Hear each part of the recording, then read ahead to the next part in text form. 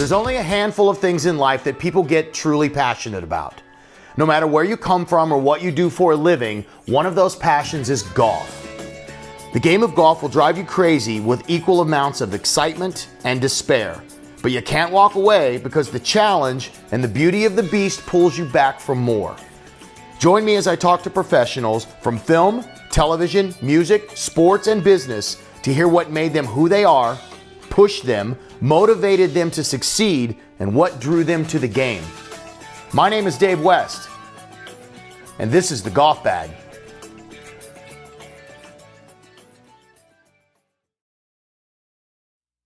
Hey, it's Dave West, and this is The Golf Bag Live. As usual, I have Mike in my ear. Hi, Mike. How you doing, Mike people? Says hi. And K-Mac taking questions on the YouTube page, so ask away. It's day 3 of the NFL draft, and here are a few of my observations. First off, day 1. It was the most watched first-round draft in NFL draft history, which is crazy. I know there's a lot of people that are staying home, and there's not a lot to watch, and people are hungry for sports. Still crazy. Overall, technically, I thought it went really well. I know what could go wrong here. We've dealt with a few of that today, and a lot of it we can control, but some things we can't control. So for ESPN to pull off what they did and the way that they did it, it was amazing. I'll talk more about that when Mike comes on. Right, Mike?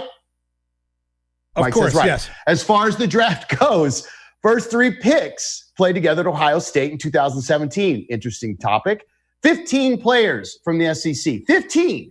3 quarterbacks taken in the first 6 picks. That's the first time that's happened since 1999. And 2 of those guys sort of washed out. One that made it was Donovan McNabb. A lot of defensive backs. 6. Maybe that shows it's more of a passing league.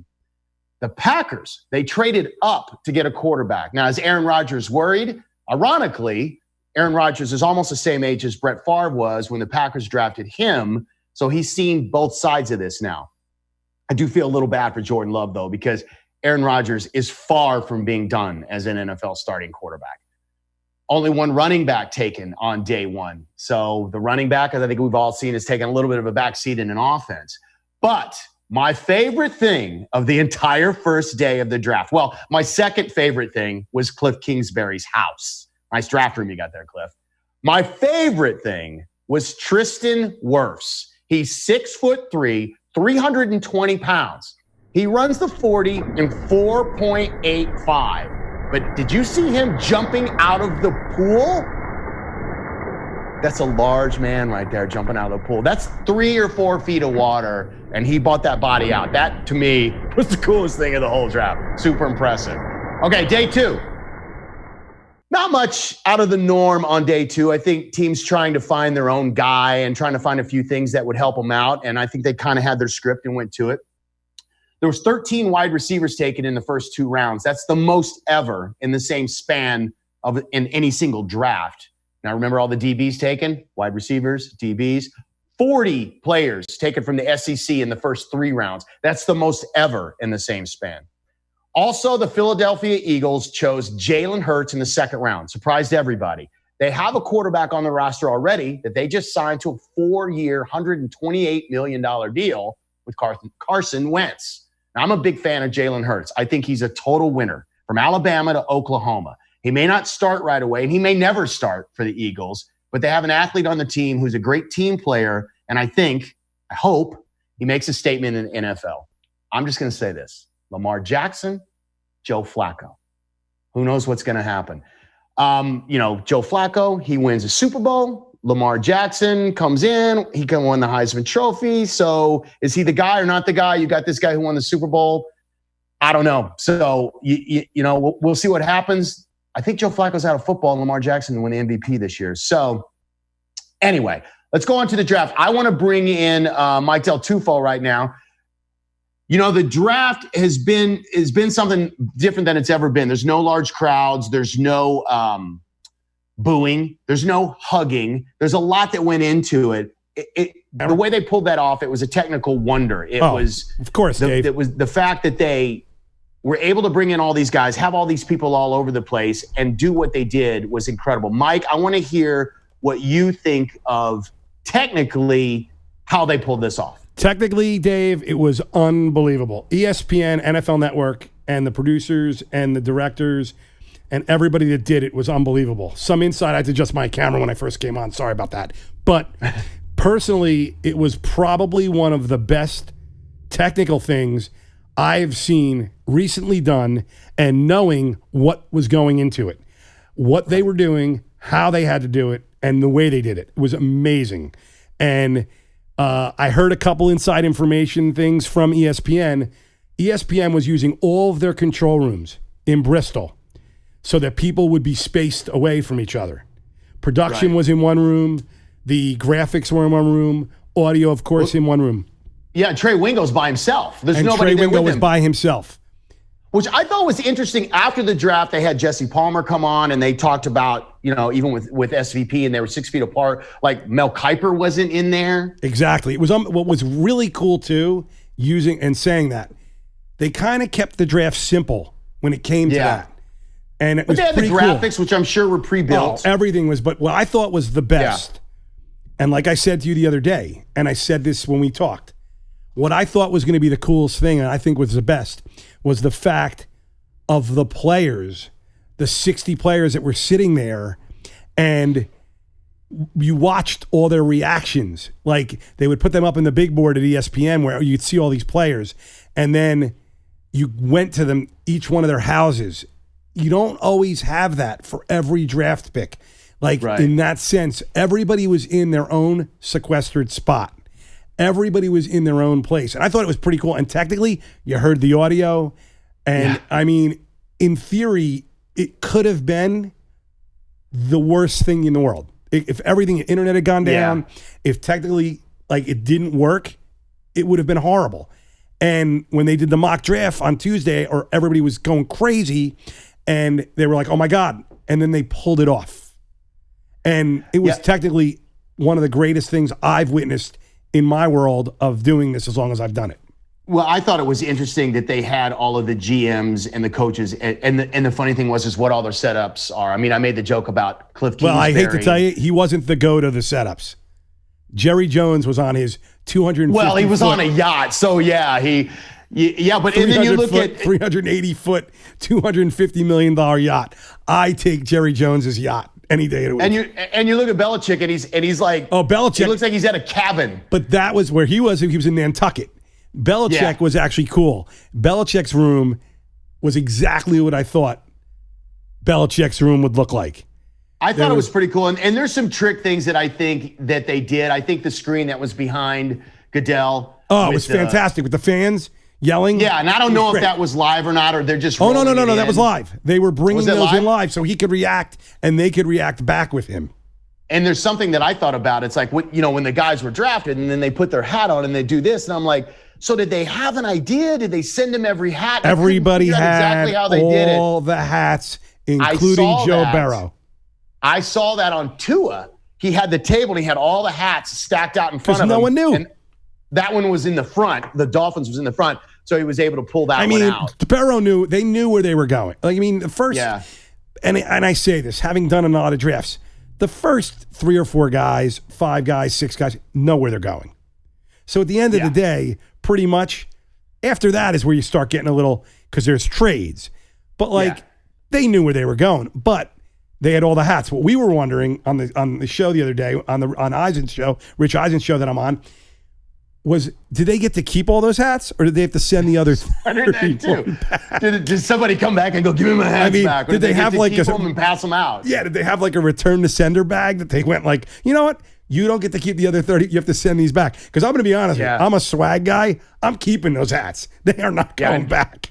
And Goodell's like kicking in his lazy boy. And the Denver Broncos are going to take this guy. Yeah, because when you get traded in like 5 years, Dave, you just take one of the other hats and throw the hat that you got traded on and put the other one on. I thought it was cool. I thought they did a good job. I like the simulcast with ESPN and NFL. It was amazing.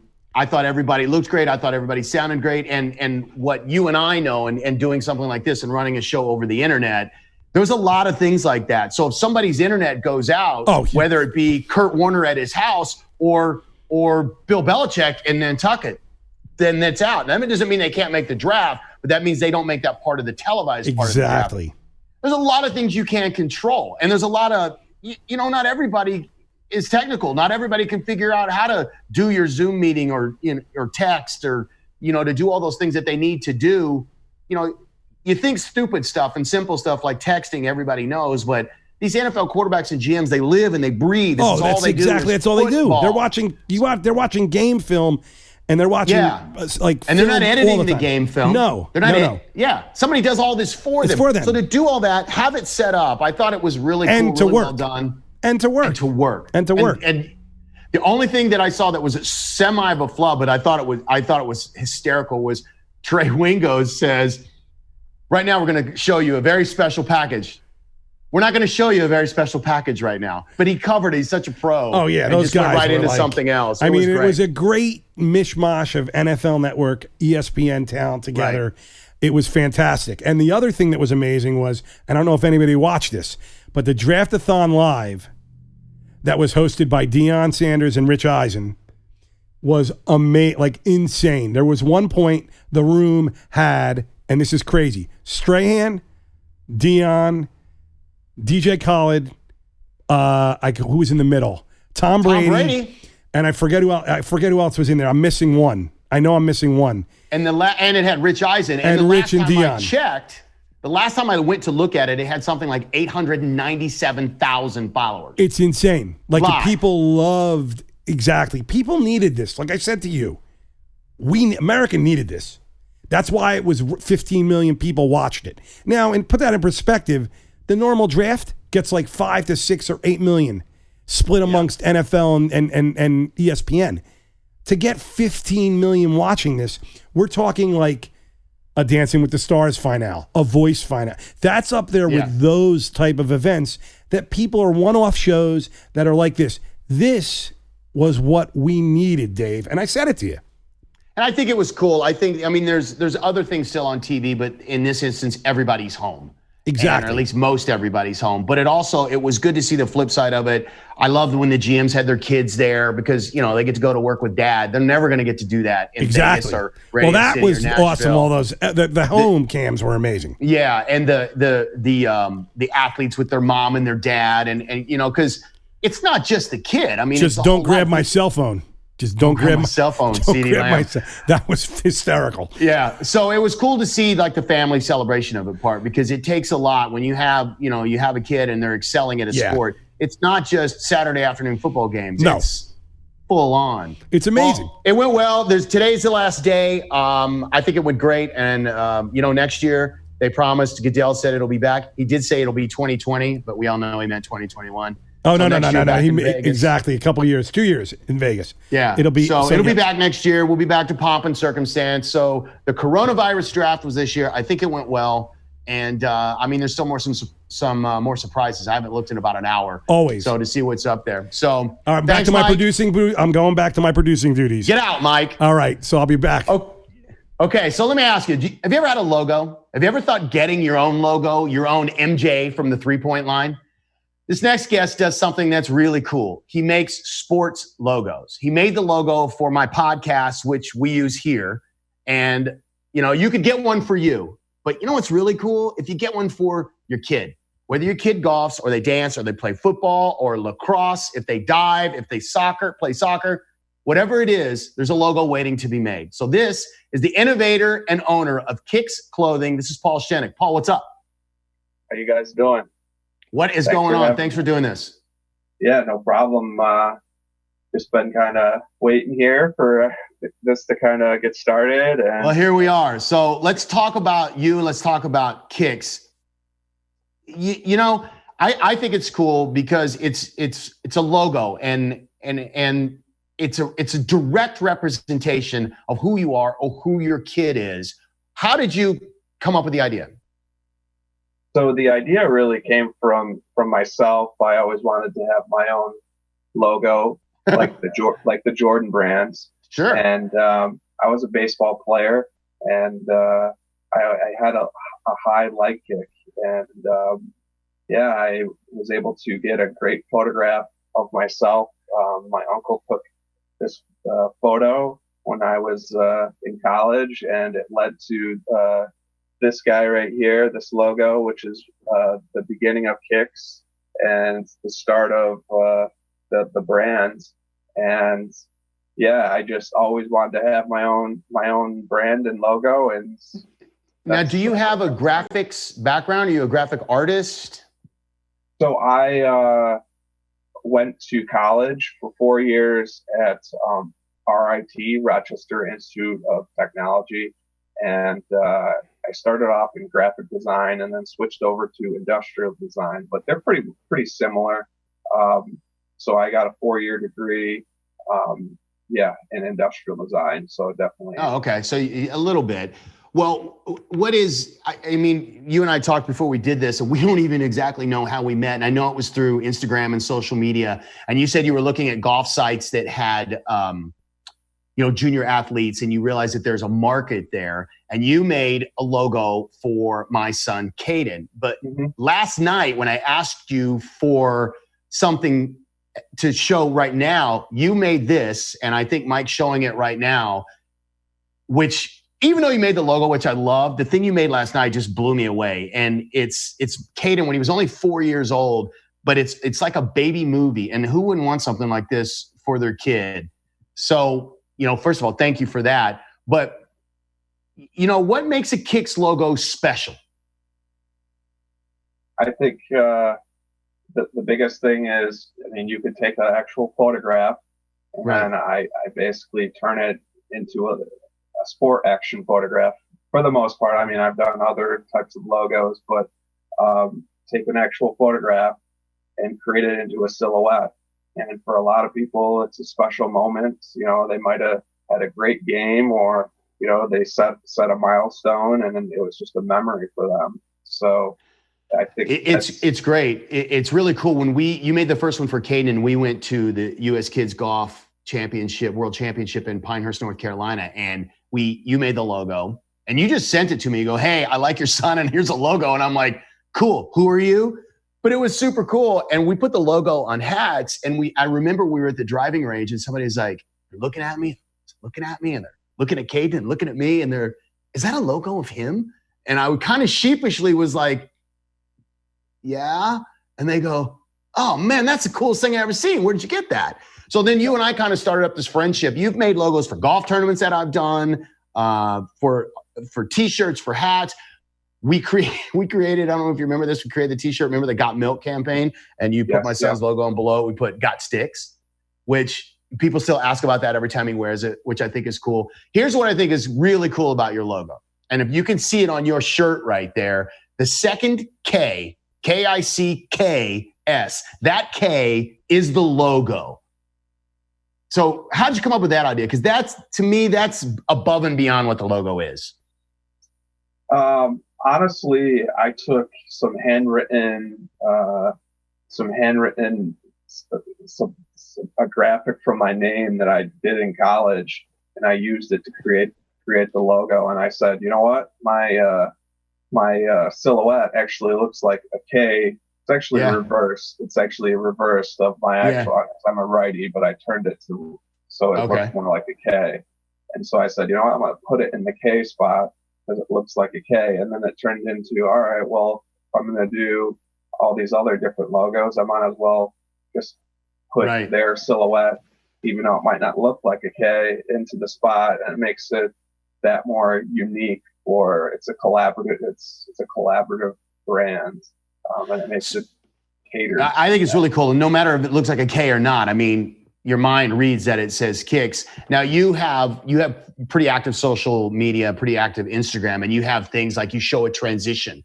Like we have a baseball player, and you show the transition from how that goes into the logo. We have hockey. And I know that you've also done everything from ballet. I remember a swan dive was very cool. Mike, what is your favorite logo that Kicks has done? I think you have one loaded there that you might like. I love the hockey one, but of course I love Caden's.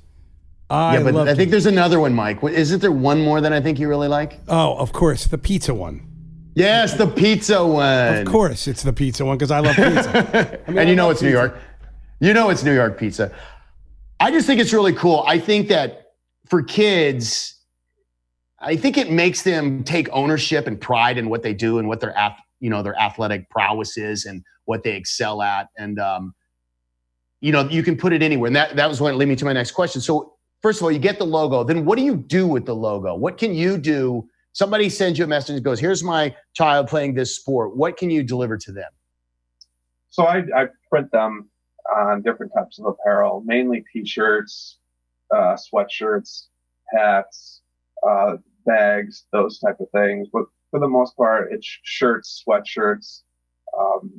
And I mean, I've heard from a lot of families that it's all their kid wears all the time. They don't take it off. They got to peel it off them to actually get it washed because it's them, it's special to them and it makes them feel great and awesome. And for me, it's amazing that, someone can feel that way and that I can have a small part in that. So, yeah. What's the craziest logo you've ever made?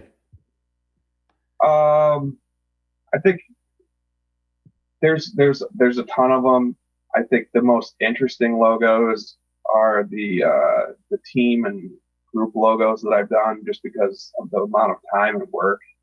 I've done, logos where people have sent me, a banner championship with their sports team holding a banner. And I create a silhouette logo of that entire team photo, and then I print it on shirts, for a unique sectional championship or state championships. That just makes it really special. And it's something that you'll never forget, and you have a nice little token to take away.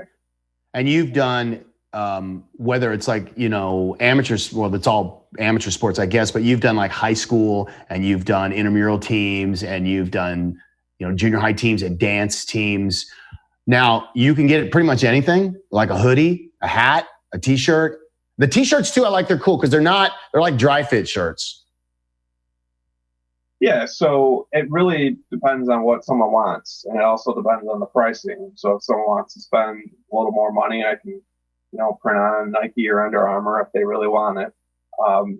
But yeah, I can order almost pretty much anything, and it's always a new challenge. People, when I first started, the guy said, "No, you'll never be able to." I do a lot of heat press work. He said, "No, you'll never be able to heat press on performance material." And here I am. I did, and I figured out how to make it work. So yeah, there's a lot of different options. If someone wants a logo and what do they need to do? How do they get a hold of you and send you whatever you need, a video or a still? So usually I have them go on my website, which is kicksclothing.com, and in the custom tab, you can go in there, and usually I just have them send me a message or email to get the process started, and usually I'll have them send me their actual sport photo so that I can see what we're working with. And from there, I create a sample graphic that I then send back to them and get it approved. And a lot of it's back and forth. There's no real app or super easy way to do it.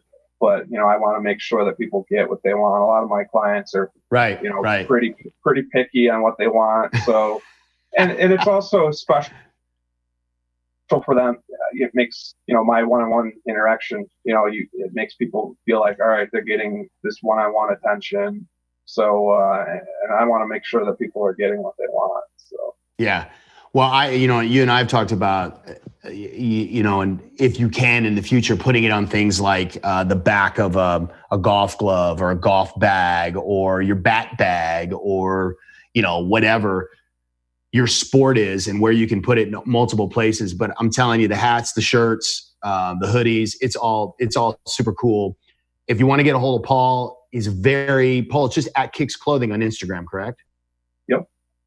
Okay. So, oh wait, I got a question here. K-Mac just hit me up with a question. I think the answer, I'm going to answer this for you, Chris, but you feel free, Paul. Are you able to incorporate the initials with the logo? You can pretty much do whatever someone wants, right? Yeah, so I'd have to take a look at it, but if you wanted to put so definitely I understand now. So for example, a popular thing, especially with pro athletes now, if you look at like Bryce Harper a lot of people are looking at these athletes that are creating their own logos right now, and you've got the BH with the 34 made into it. So I have done within the last 2-3 years, initials and then the silhouette, and combine them both, and it's pretty cool. Some people will come to me looking for those. So yes, I have. Yeah. Well, that's cool. I love what you do. I think it's super cool. It's at Kicks Clothing on Instagram. It's, I think, Kicks Clothing on Facebook? Yeah, pretty much everywhere it's Kicks Clothing. Yeah, and then reach out to Paul. He's easy to get a hold of. He's super quick at returning something that you need. And I'm telling you, birthday presents, Christmas presents, or just for whatever, when your kid's season rolls around, it's something really cool. So Paul, keep it up. I'm sure I'll be hitting you up soon. I'll be needing a new logo for all this stuff around here for whatever crazy thing I got going on. So thanks for today. Thanks for your help. And thanks for the logos. And go check it out. Support Paul. And Paul, thanks. Good luck. Keep it up. Stay warm in Syracuse. I will. And thanks for having me, Dave. And thanks for all your support. I really do appreciate it. You got it, man. I can't wait to get the next one. All right. Later, buddy. Great. All right. See you later. All right. Bye.